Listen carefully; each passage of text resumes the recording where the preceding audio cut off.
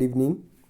आज के इस लेक्चर में हम अपना नया टॉपिक एटमॉस्फेरिक प्रेशर डिस्कस करने जा रहे हैं। ज्योग्राफी सिलेबस में एटमॉस्फेरिक प्रेशर सबसे इम्पॉर्टेंट टॉपिक है, चाहे वो यूजीसी हो ज्योग्राफी का, केवीएस, एनवीएस, एनडीए और जितने भी अदर सिविल सर्विसेज और लोकल लेवल के एग्ज़ाम्स हैं, उन सभी में ज्योग्राफी सब्जेक्ट के इस टॉपिक की काफ़ी ज़्यादा इम्पोर्टेंस है, तो इसलिए इसको डिस्कस करना काफ़ी ज़रूरी हो जाता है। चलिए हम एटमॉस्फेरिक प्रेशर के बारे में डिस्कस करते हैं। सबसे पहले एटमॉस्फेरिक प्रेशर होता क्या है, उसका मीनिंग समझने की कोशिश करेंगे। हमारे एटमॉस्फेयर में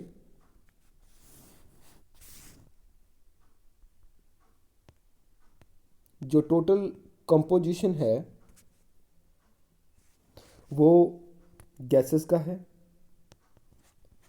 वाटर वेपर का है एंड डस्ट पार्टिकल का है। इन सभी के मिक्सचर से ही पूरा एटमॉस्फेयर बनता है और एटमॉस्फेयर को जोन ऑफ एयर भी बोलते हैं,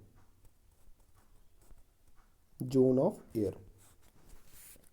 और इस सेवरल जो मिक्सचर है गैसेस का, डस्ट पार्टिकल का और वाटर वेपर का, इनका कुछ ना कुछ वेट होता है एटमॉस्फेयर के अंदर।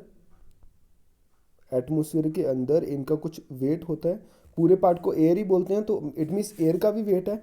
और वो एटमॉस्फेयर के अंदर जो वेट है एयर का, वो कंटिन्यूसली उस वेट को जितने भी लिविंग ऑर्गेनिज्म पूरी अर्थ सरफेस के ऊपर हैं, उनके ऊपर कंटिन्यूसली वो प्रेशर को क्या कर रहा है, एक्सर्ट कर रहा है, डाल रहा है। ओके। और उसी एयर के वेट को हम एयर प्रेशर बोलते हैं और हम उसको एटमॉस्फेरिक प्रेशर भी बोलते हैं। यदि टेक्निकली डेफिनेशन में हम जाएं, तो टेक्निकली डेफिनेशन के अकॉर्डिंग एटमॉस्फेरिक प्रेशर को total weight of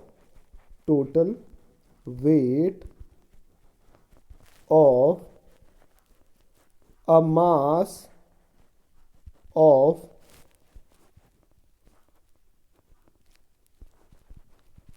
column of air above per unit area at sea level से डिफाइन किया जाता है।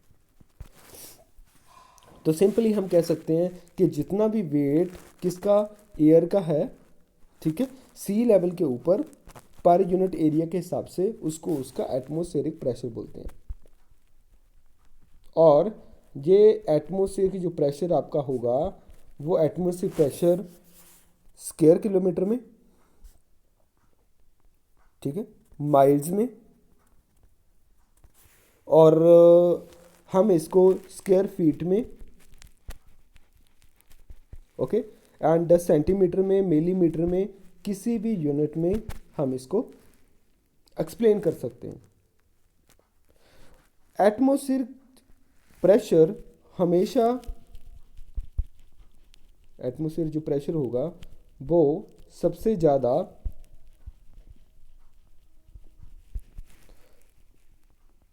एट सी लेवल मिलेगा, सी लेवल। ओके। अभी जितने भी लिविंग ऑर्गेनिजम्स हैं, जैसे मैंने आपको पहले बोल दिया, सपोज हम ह्यूमन हैं और जितने भी एनिमल्स हैं और जितने अदर भी ऑब्जेक्ट्स हैं, चाहे वो बिल्डिंग्स हों, मैन मेड हों, नेचुरल हों, कोई भी, सभी के ऊपर जो एटमॉस्फेरिक है कंटिन्यूसली अपना प्रेशर एक्सर्ट कर रहा है, लेकिन हमें फील तो नहीं होता। हमें फील क्यों नहीं हो रहा और क्यों नहीं होता? जब एयर का वेट है तो वो हमारे ऊपर एक्सर्ट कर रही है, कंटिन्यूसली हमें दबा रही है, लेकिन हमें फील नहीं हो रहा। वो क्यों? क्योंकि जितने भी ह्यूमन बींग्स हैं वो जो प्रेशर एटमॉस्फेयर उन ह्यूमन बींग्स के ऊपर एक्सर्ट कर रहा है, तो सेम प्रेशर ह्यूमन की बॉडी भी क्या कर रही है? रिलीज कर रही है अंदर से।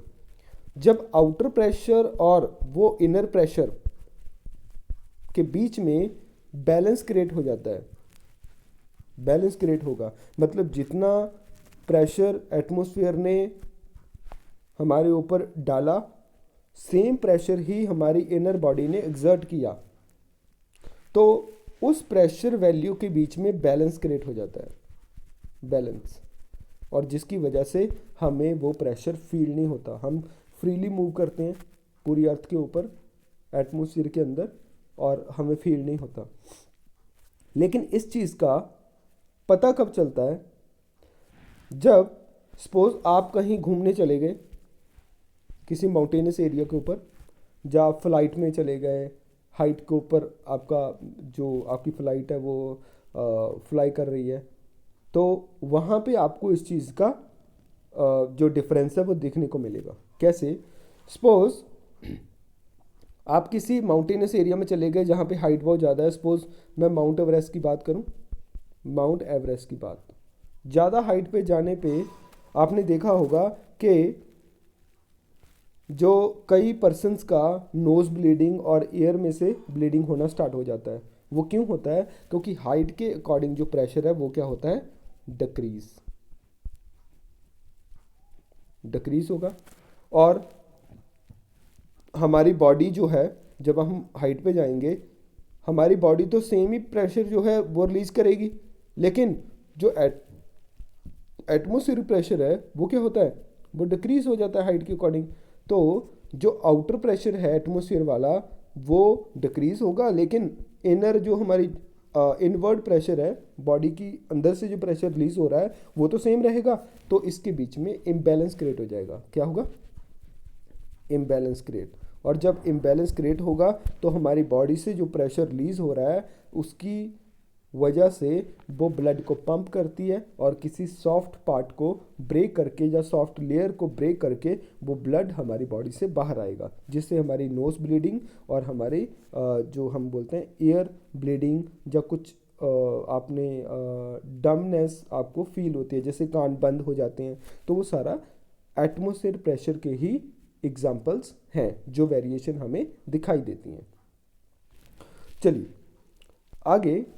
अभी एटमॉस्फेरिक प्रेशर और हमारे विंड सिस्टम में क्या रिलेशन है? एटमॉस्फेरिक प्रेशर और हमारे विंड सिस्टम में क्या रिलेशनशिप है? क्योंकि एयर प्रेशर बोलते हैं ना, तो विंड या एयर के बीच में और प्रेशर के बीच में क्या रिलेशन है? बच्चे, एयर को मूव करने के लिए किसी न किसी फोर्स का सपोर्ट चाहिए होता है, ठीक है? और वो फोर्स पीजीएफ है, उसको हम बाद में डिस्कस करेंगे। लेकिन इसके साथ ही प्रेशर काफ़ी रोल प्ले करता है, क्योंकि विंड ऑलवेज प्रेशर के अकॉर्डिंग ही मूव करेगी, from high pressure to low pressure area.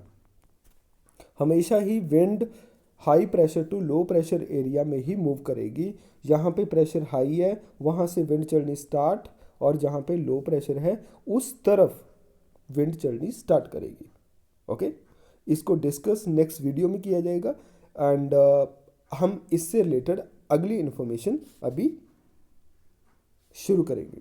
Okay, जैसे मैंने आपको पहले बता दिया है कि एटमॉस्फेयर प्रेशर अल्टीट्यूड के अकॉर्डिंग वेरी करता है, और एटमॉस्फेयर प्रेशर हमेशा ही लोअर साइड मतलब सरफेस के पास लो होगा, सॉरी हाई होगा, और जो हाइट है हाइट के ऊपर जाते ही विद अल्टीट्यूड प्रेशर लो हो जाता है। ये क्यों था, मैंने ऑलरेडी आपको ये चीज़ बता दी थी। लेकिन एक और रीज़न जो हमें दिमाग में रखना है वो है कि हाई प्रेशर ग्राउंड के पास क्यों होता है। बच्चे, ग्राउंड के पास हाई प्रेशर इसलिए होगा क्योंकि सरफेस के पास एयर का डेंसिटी ज़्यादा होता है। एयर डेंसिटी ज़्यादा होगा। डेंसिटी क्या होती है? कंसंट्रेशन, एयर का अमाउंट। जब एयर का अमाउंट ग्राउंड के पास ज़्यादा होगा तो उस अमाउंट ऑफ एयर से ही वेट बनेगा ना एयर का, तो एयर का वेट भी ज़्यादा होगा। जब एयर का वेट ज़्यादा हो जाता है तो उसी को ही एयर का प्रेशर बोलते हैं, एटमॉस्फेयर प्रेशर बोलते हैं। इसलिए सरफेस के पास एयर प्रेशर ज़्यादा होगा। और जैसे ही हम हाइट पे जाएंगे तो हाइट पे जाते ही जो विंड का जो डेंसिटी है, एयर का जो डेंसिटी है वो लो हो जाता है, और इसलिए वहाँ पे प्रेशर आपको लो मिलेगा। तो लो एयर डेंसिटी, लो प्रेशर, और हाई एयर डेंसिटी सरफेस के पास हाई प्रेशर होगा। चलिए, जैसे मैंने आपको बता ही दिया है, आपको मैक्सिमम जो एयर प्रेशर होगा वो एट सी सरफेस के ऊपर मिलेगा और lower pressure on a greater height मिलेगा। ठीक है, इसके बाद हम बात करते हैं एयर प्रेशर को मेज़र करने की। यदि हम एयर प्रेशर को मेज़र करने की बात करें तो इसमें सबसे पहले उस इंस्ट्रूमेंट का नाम आएगा जिससे एयर प्रेशर को मेज़र किया जाता है। एयर प्रेशर को मेज़र करने के लिए सबसे पहले तो मैं यूनिट का नाम बता दूं। एयर प्रेशर को ऑलवेज मेज़र इन मिलीबार, मिलीबार में किया जाता है, और इसकी यूनिट का एक नाम है पास्कल।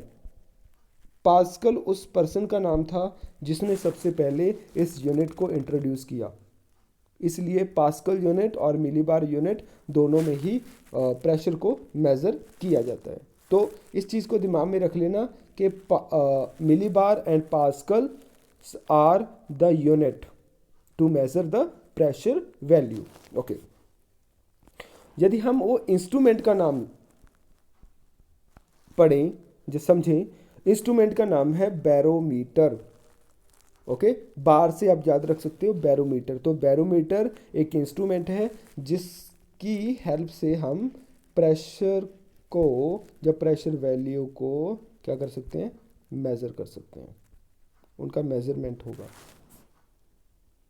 ओके, इसी के साथ ही कुछ और फैक्ट्स हैं जिनके ऊपर क्वेश्चंस बनने के चांसेस काफ़ी ज़्यादा होते हैं। वो है कि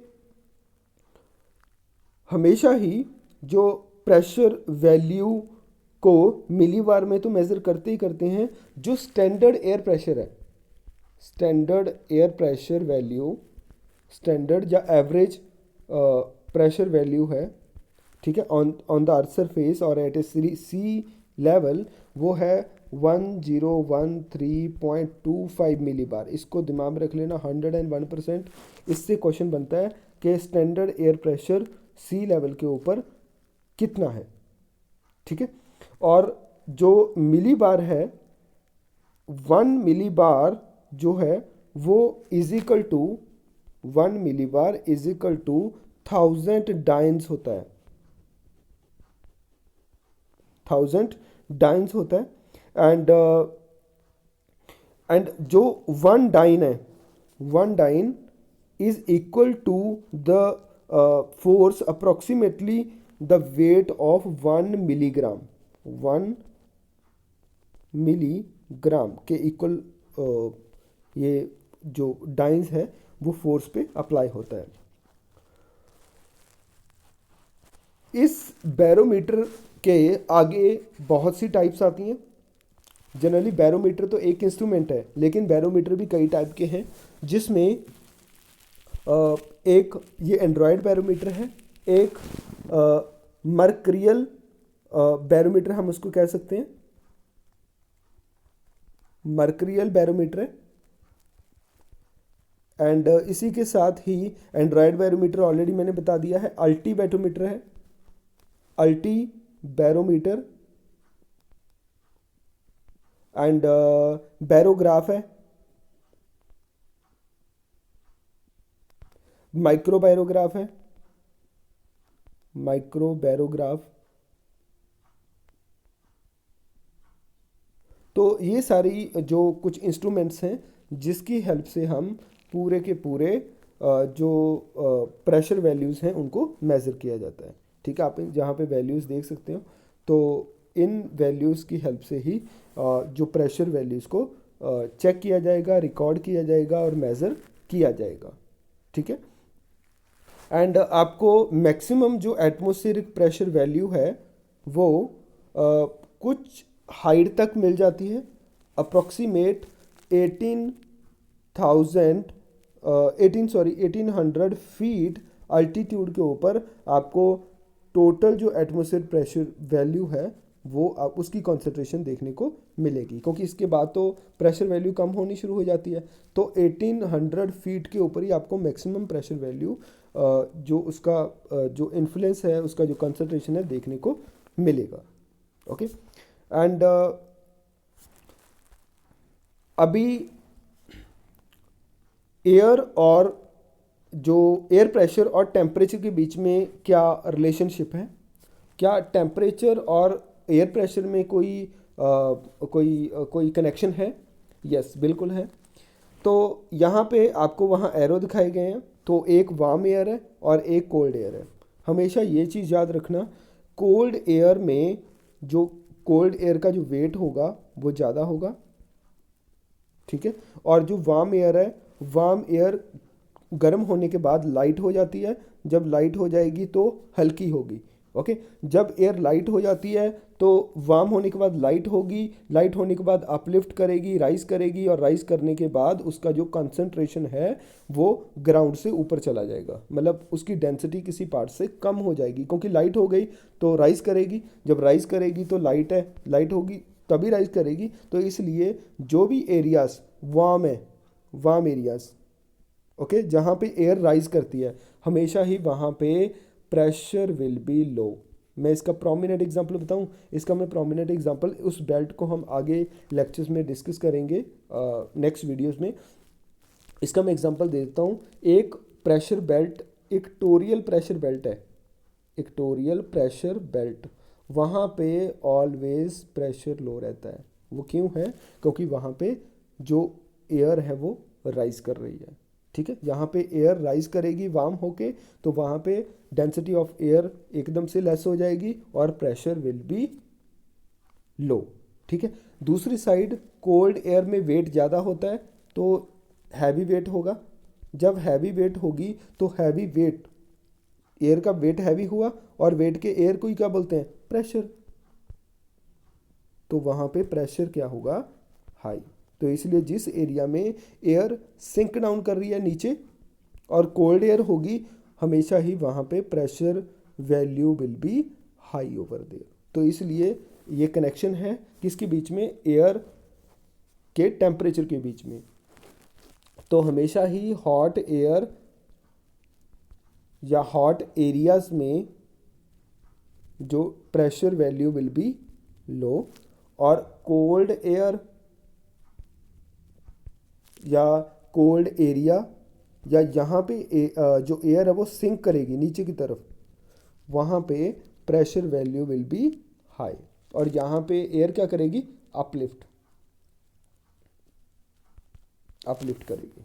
इस चीज़ को दिमाग में रख लेना, और ये सारा पैराग्राफ वही दिया हुआ है कि एयर प्रेशर जो है वो चेंज करता है टेम्परेचर के अकॉर्डिंग।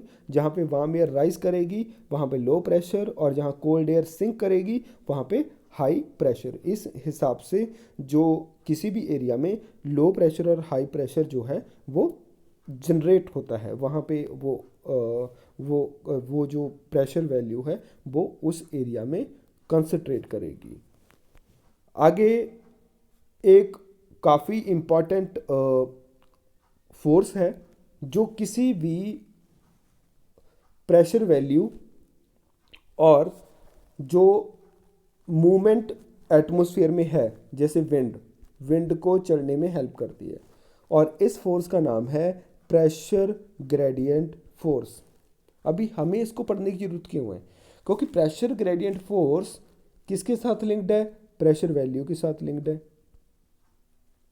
प्रेशर वैल्यू के साथ लिंक्ड है, और प्रेशर ग्रेडियंट फोर्स आगे किसके साथ लिंक्ड है, विंड सिस्टम के साथ लिंक्ड है। और विंड की वजह से ही हमारा पूरा जो एटमॉस्फेरिक सर्कुलेशंस एंड जो हमारा पूरी अर्थ के ऊपर जितने भी फंक्शंस हैं all are connected with the wind system, इसलिए हमें इनको पढ़ने की ज़रूरत है। सबसे पहले प्रेशर ग्रेडियंट फोर्स है क्या। प्रेशर ग्रेडियंट जो फोर्स जनरली एक डिफरेंस है between the pressure value. Simple part हम कह सकते हैं a difference between the pressure values, okay, between two points. आप ये देख सकते हो यहाँ पे 116 मिलीबार, 118 मिलीबार, 1012, 1026, 1030।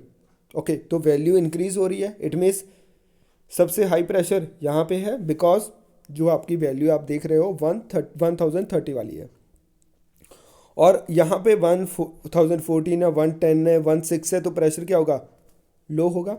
ओके, तो wind always move from high to low, मैंने जैसे बताया था आपको, डिफरेंट डायरेक्शन में मूव करेगी। तो प्रेशर ग्रेडियंट फोर्स एक ऐसी फोर्स है जो विंड को मूव करने में हेल्प करती है। ओके, तो प्रेशर ग्रेडियंट फोर्स को मेजर कैसे किया जाता है, टू आइडेंटिफाई द डिफरेंस, कि भाई इन वैल्यूज़ के बीच में डिफरेंस देख लो, और वो डिफरेंस कैसे चेंज हो रहा है उसको उस पार्ट का प्रेशर वैल्यू बोलते हैं, मतलब प्रेशर ग्रेडियंट फोर्स बोलते हैं।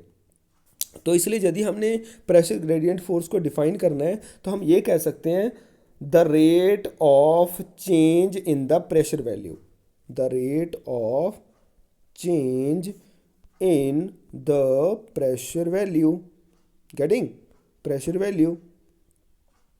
रेट ऑफ चेंज देखिए यहाँ पे 1030 है, 1026 है, 22 है, 118 है, 116 है, प्रेशर वैल्यू डिक्रीज हो रही है।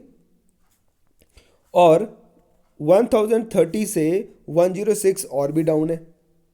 तो जैसे वैल्यू ये डिक्रीज हो रही हैं, जब वैल्यू इंक्रीज होंगी with area, suppose here is area A, ये बी, ये सी, ये डी और ये ई, तो आपने देखा कि डिफरेंट एरियाज में डिफरेंट प्रेशर वैल्यू हैं, और ये प्रेशर वैल्यू किस रेट से चेंज हो रही हैं from one area to another, जो इन प्रेशर वैल्यू में डिफरेंस आ रहा है उसी को हम बोल देते हैं प्रेशर ग्रेडियंट फोर्स। जितना डिफरेंस ज़्यादा होगा, एक चीज़ याद रखना बच्चे, जितना डिफरेंस ज़्यादा होगा, जैसे यहाँ पे 1030, यहाँ 1006, जितना डिफरेंस ज़्यादा होगा वो विंड की स्पीड को डिटरमाइन करेगा कि भाई विंड कितनी स्पीड से चलेगी। सपोज यहाँ पे 1000 की जगह यदि 800 हो तो स्पीड, विंड की स्पीड और फास्टर होगी, और यदि यहाँ पे विंड जो वैल्यू हो वो हार्डली 1028 हो तो 2 यूनिट का फर्क है, तो wind will be much slower, wind काफ़ी स्लो होगी, गेटिंग। तो इसी फोर्स को बोल देते हैं pressure gradient force. Okay, and one more, एक चीज़ मैं और बता दूं, अभी जो ये लाइंस लगाई हुई हैं, ये लाइंस क्या हैं बच्चे, ये लाइंस काफ़ी इंपॉर्टेंट हैं एटमॉस्फेयर प्रेशर में। इन लाइन का नाम है आइसोबार्स, ये काफ़ी इंपॉर्टेंट है आइसोबार्स। पहले आइसोबार्स लाइंस क्या होती हैं, आइसोबार लाइंस जो लाइंस हैं विच denotes the atmospheric pressure value, atmospheric pressure value. Okay, atmospheric जो प्रेशर वैल्यू है या एयर प्रेशर की जो वैल्यू है उनको डिनोट करने वाली जो लाइंस है उनको बोल देते हैं आइसोबार्स। इसको याद कैसे करना है, अब देखिए, आइसो होती है इमेजिनरी और इक्वल लाइन, बार्स होता है unit to measure the pressure, millibar, I told you, मैंने बताया था। ओके, तो isobars are the line joining the place having equal value of pressure. Isobar are the line, आप देख सकते हैं यहाँ पे, joining the place having equal value of pressure. अभी इक्वल वैल्यू ऑफ प्रेशर कैसे, आप यहाँ देखिए, पहले मैं इसके एग्जाम्पल देता हूँ 1006 वाला। देखो ये 1006 की लाइन है। अभी ये लाइन उन सभी एरिया को ज्वाइन करेगी जहाँ पे 1006 वैल्यू है प्रेशर की, सभी को ज्वाइन कर रही है। ज्वाइन करने के बाद दोबारा फिर ये आपस में ज्वाइन कर जाएगी, क्योंकि सभी एरिया जिनको इस लाइन ने ज्वाइन किया है उनका वैल्यू सेम ही है प्रेशर का, कितना 1006। ये 1010 की लाइन है, और यहाँ पे ये 1030 की या 126 की या 120,002 की है, 22 की है, 1018 की है। Getting a point. तो ये सारी लाइंस को हम बोलेंगे आइसोबार। तो आइसोबार एक ऐसी लाइंस होती हैं, इमेजिनरी लाइन, जो इक्वल वैल्यू ऑफ प्रेशर वाले पॉइंट्स को ज्वाइन करती हैं, उसको बोल देते हैं आइसोबार्स। और इन आइसोबार में स्पेस कम या ज़्यादा इसके ग्रेडियंट को शो करता है। जितना स्पेस ज़्यादा प्रेशर ग्रेडियंट फोर्स वीक, जितना ये वैल्यू और ये lines much closer to each other, pressure gradient force क्या होगी, स्ट्रोंगर। और जितनी स्ट्रोंगर होंगी उतनी स्पीड ऑफ जो विंड होगी वो होगी हाई। तो ये रिलेशनशिप है between the isobar and the pressure, okay, pressure and the gradient force and the wind movement और विंड सिस्टम। ओके, होप आपको प्रेशर ग्रेडियंट फोर्स और पूरा एटमॉस्फेरिक फिनोमेना, उसकी यूनिट्स और कैसे काम करता है, एटमॉस्फेरिक प्रेशर का मीनिंग, सभी चीज़ें अच्छे से क्लियर होंगी। नेक्स्ट वाली वीडियो में हम एटमॉस्फेयर प्रेशर का हॉरिजॉन्टल डिस्ट्रीब्यूशन और एटमॉस्फेयर प्रेशर की जितनी भी बेल्ट हैं पूरे ग्लोब के ऊपर, सभी प्रेशर बेल्ट्स को डिस्कस करेंगे। जाने से पहले मैं आपको इस चैनल का थोड़ा इंट्रोडक्शन बता दूं। ये चैनल ज्योग्राफी के साथ रिलेटेड जितने भी कंसेप्ट्स हैं सभी को अच्छे से एक्सप्लेन करने के लिए और पढ़ाने के लिए एक बेस्ट मेथोडोलॉजी के साथ, ताकि आपको हर टॉपिक को अच्छे तरीके से आप उसको कैच कर सकों, आप उसको समझ सकों, उसके लिए बनाया गया है। यदि आपको इस चैनल के ऊपर पढ़ाए जाने वाले टॉपिक्स और उसकी मेथोडोलॉजी और जो भी टेक्निक्स यूज़ की जाती हैं, जो एक्सप्लेन करने का जो तरीका है, उसको आप मानते हो कि वो एक क्वालिटेटिव है, तो इस चैनल को लाइक, शेयर, सब्सक्राइब ज़रूर करें। आज के लिए इतना ही। Thank you.